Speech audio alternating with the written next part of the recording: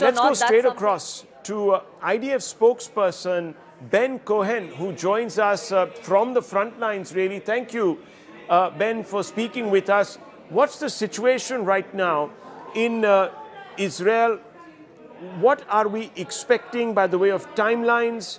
Is this war going according to plan?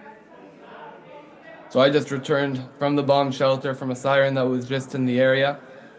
We started this Operation Roaring Lion, on Saturday morning, when the IDF and the US Armed Forces started a joint operation intended to do one thing, and that's eliminate an existential threat, a threat that's relevant to the state of Israel, to the United States, and to the world at large, and that's been proved over the last few days.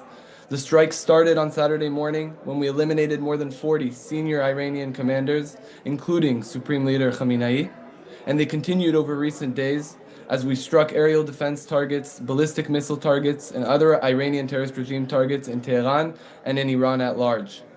Over the last 36 hours, the Hezbollah terrorist organization, the Iranian terrorist regime's main proxy, made a strategic mistake and decided to fire dozens of rockets and UAVs at Israel, and at this time, incongruent to IDF strikes and US Armed Forces strikes in Iran, the IDF is striking Hezbollah terrorist organization commanders and targets in order to eliminate that threat on Israeli civilians. So, of course, we're hearing that the new Iranian defense minister has been eliminated in a fresh wave of strikes from Israel, but what we're seeing also is resistance coming from Iran. They seem to have hunkered down.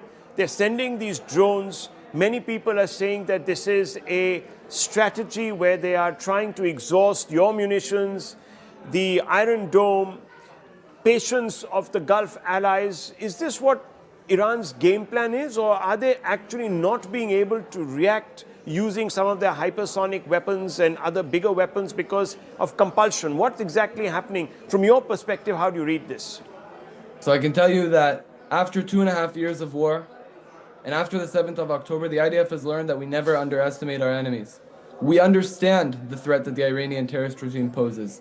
And as far as it goes to their strategy, I can tell you one thing for certain, and that's that they have a strategy to target and hurt civilians specifically.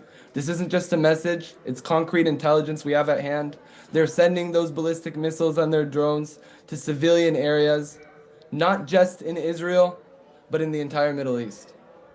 Okay, well, what we're also hearing is that the longer this war continues, and I'm going to ask you a little bit about timelines, but the longer this war is continuing, costs are also escalating, as we know.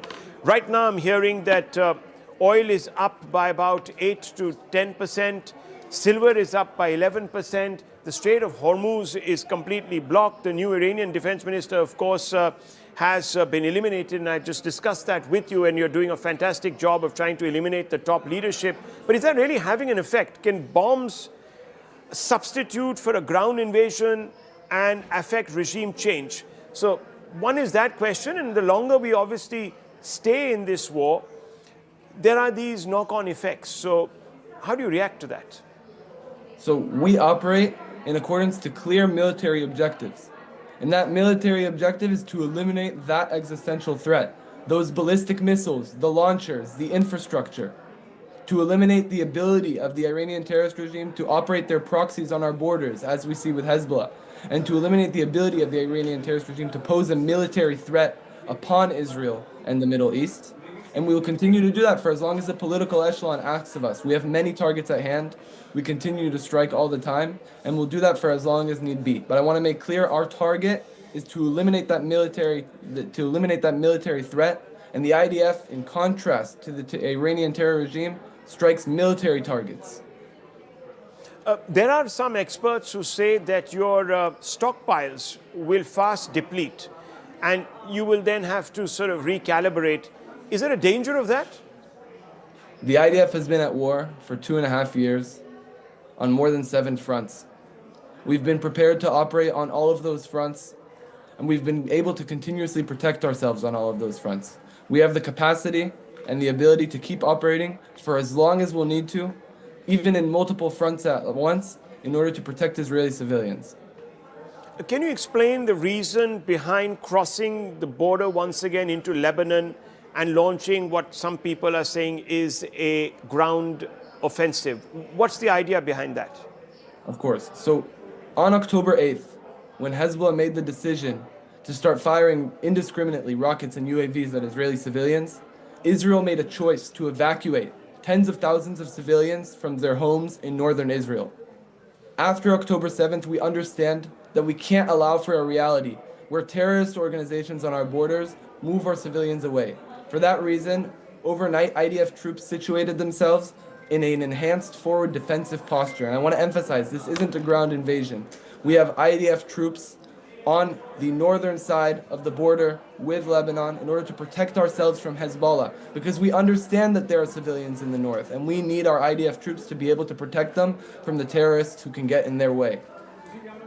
Explain to us a little bit about the strategy that has been employed, because what we're seeing is that there is a constant barrage of missiles that are coming out of Iran or drones that are coming out and somehow making it across the Strait of Hormuz or the Gulf and landing in the UAE and other geographies. How is that happening if you have aerial domination?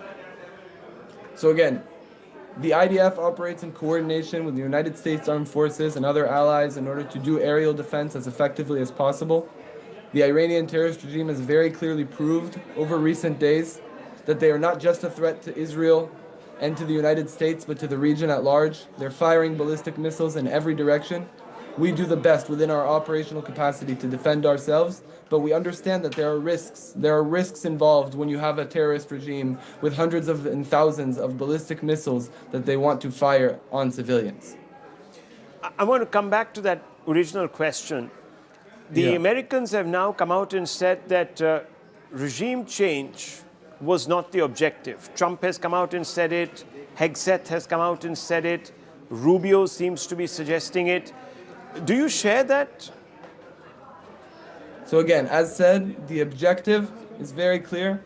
It's to eliminate that existential threat that we have on the state of Israel and at large, and that's a military threat. It's the fact that the Iranian regime, since Rising Lion, which is the operation the IDF conducted last year in June, have set out a goal for themselves to manufacture 8,000 ballistic missiles by 2027. Now imagine for yourself for a moment, there was a hit a few days ago in Bet Shemesh in Israel, a synagogue in Israel that gets a direct impact, 9 people are dead. Imagine 8,000 missiles that can each create that direct impact. That's an existential threat. So we have a military objective, and that military objective is to remove the existential threat that the terrorist regime prevents on us. That's what we're striking, military targets. Well, Ben Cohen, thank you very much for speaking with me. Let's just follow me. Thank you very much. We're going to check back with you.